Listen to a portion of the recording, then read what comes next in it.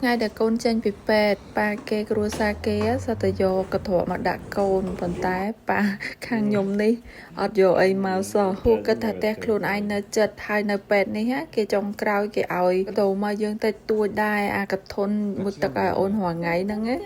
ពេទ្យគាត់ឲ្យហើយបានអវ៉ាន់មកកាបូបទៀតមើលមុខអ្នកចេញពីពេទ្យផងឡើងសង្ហាហ្មងជះរៀងសំខាន់មាត់ប្រឡាក់ទឹកដោះគោទៀតពេទ្យគាត់អត់បានមើលនៅតាំងពីចង្អាយណានៃប៉ាគេចាំថតចាំមើលកូនអត់មើលពួកឯគាត់ឃើញលើកដំបូងរបស់គាត់តែឃើញមុខកូនភ្លាមភ្នែកប៉ាឡើងលេងអាលងទឹកភ្នែកហើយកូននឹងក៏យំតាមដែរឃើញអត់ដឹងមិនទេកូនយើងដូចដឹងអារម្មណ៍ពួកយើងមិនទេយើងយំយើងសើចដូចដឹងហ្មងអញ្ចឹងបានថាពេលកូននៅក្នុងពោះកូននៅក្បែរយើងអារម្មណ៍យើងរីករាយកូនក៏រីករាយតាមយើងដែរចេញពីពេទ្យភ្លាមពេទ្យក៏ឆ្ងល់ខ្ញុំថាមិនបានខ្ញុំបីអូនស្ទាត់ម៉េះបើម៉ាក់គេដតីសិតតែដាក់អាមេបដាក់ក្មេងពួកអីពួកគាត់អត់សូវចេះបីដូចខ្ញុំទេខ្ញុំបីកូនដើរចេញមកនេះហើយជិះឡានវិញប៉ាគេបើកតែ20ទេបងប្អូនហើយចុចកុងតាក់សញ្ញោយឺតទៀតហើយខ្ញុំមើលវេទនាតឹងទ្រូងគាត់ខ្លាចកូនគាត់ភ្ញាក់ឥឡូវមកដល់ក្រុមផ្ទះបងថ្លៃមកទទួលប្តីខ្ញុំសិតតែបិទភ្នែកបិទច្រមុះគាត់អត់ឲ្យឃើញទេចាំអត់មើលគាត់ឃើញដំបងគាត់ថាតធំហ្មងគាត់បទូចទៅមួយគាត់ភ្ញាក់ផ្អើលគាត់អត់ដែលឃើញកូនក្មេងណាទូចអញ្ចឹងថ្ងៃនេះងើបចាំតាំងព្រលឹមពួកដឹងថាអូនចេញពីពេទ្យពេលព្រលឹមមកបងប្អូនគាត់សរសើរថាមើលនៅក្រៅក្មួយគាត់សង្ហាជានៅក្នុងទូរស័ព្ទឆ្ងាយណាស់មិនបានថតក្មួយគាត់អាក្រក់អញ្ចឹងគាត់តែឃើញកាយវិការគាត់ធ្វើនឹងក៏ដឹងដែរបងប្អូនហើយគាត់ថានៅក្នុងទូរស័ព្ទឡើងប៉ុណ្ណាណៃហើយមកខែឡើងទូចទៅមួយចុះបើម៉ាក់ឲ្យប៉ានេះពេលថតកូននឹងបរិចកូនឡើងពេញអេក្រង់ទូរស័ព្ទឲ្យនឹងមិនធំមិនបងប្អូនខ្លាចអត់ឃើញមុខច្បាស់ខំបរិចឲ្យច្បាស់ចឹងណាពួកអីឃើញតែមុខកូនហ្នឹងមានអារម្មណ៍ថាមានក្តីសុខអ៊ំវិញអត់ទាន់ហ៊ានបីទេពួកអីឃើញតូចពេកជាពិសេសកហ្នឹងហ្មងកងែកកងក់ខ្លាចនិយាយទៅឃើញក្មេងភ្លាមមួយចម្លែកហ្មងពួកអត់ដែលឃើញក្មេងទូចអញ្ចឹងទៅលើកដំបូងរបស់ពួកគាត់ឯងព្រោះថានៅកូរ៉េតាំងពីដើមមកបាន100ថ្ងៃបានគេឲ្យមកជួបក្មេងដោយសារពេលខំ100ថ្ងៃហ្នឹងមានរោគច្រើនពេកអាចឆ្លងមកកូនក្មេងអីអញ្ចឹងប៉ុន្តែគ្រួសារខាងប្តីខ្ញុំនេះគាត់ចាក់ថ្នាំអស់ហើយអញ្ចឹងហើយបានមកជួបអូននឹងនេះហើយមុននឹងចេញពីពេទ្យក៏គាត់ទៅមកសួរខ្ញុំពីបេះដូងដែរថា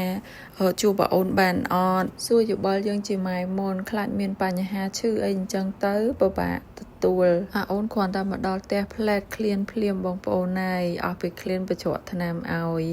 ម៉ាក់នេះដបងហើយមួយថ្ងៃហ្នឹងពេលមកពីពេទ្យថ្ងៃដបងស្រស់ស្រាយទេណាបងប្អូនប៉ុន្តែចាំមើលពេលយប់ខ្ញុំពីអ្នកប្តីខ្ញុំឡើងវិលមុខវិលមាត់ហ្មងមកដល់ផ្ទះ2-3ម៉ោងដំបូងដេកស្រួលនិយាយស្រួលទេប៉ុន្តែមានណាអស់ពីនឹងហើយធ្វើទុកស្រែកលោឡាពេញផ្ទះខ្ញុំអត់ដឹងថាកូនគេដូចកូនខ្ញុំអត់ទេព្រោះខ្ញុំពេលតងន់ខ្ញុំហាត់ប្រាណច្រើនបងប្អូនអញ្ចឹងទៅជើងដៃគេរឹងសាហាវមែនតែន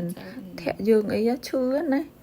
ទប់មិនជាប់អីជ្រុះនេះបើនិយាយពីកម្លាំងវិញខ្លាំងមែនតែនហ្មងពេលមួយទឹកអីខ្ញុំចាប់មិនចង់ឈ្នះតែឯងប៉ាបំបើកូនថ្ងៃដំបូងវិញក៏ងាកកមើលកូនរហូតប៉ុន្តែចាំមើលថ្ងៃទី2ថ្ងៃបន្ទាប់បើនិយាយពីខ្លួនវិញអត់ហ៊ានរើទេខ្លាចហើយកូនក៏ណាស់ដែរពេលប៉ានិយាយជាមួយស្លក់មើលហ្មង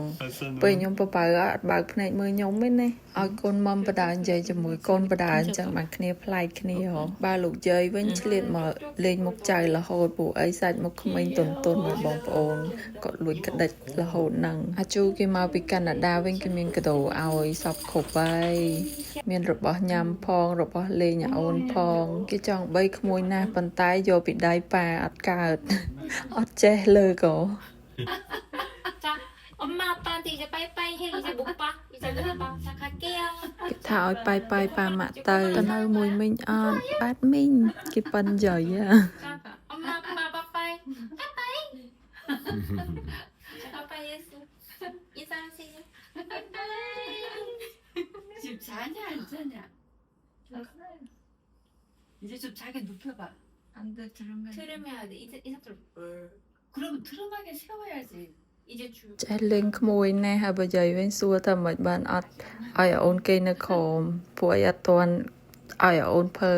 នៅនេះពេលយើងបបើកដោះកូនហើយពេទ្យគាត់ថាឲ្យយើងនឹងលើកឲ្យកូនភើសិន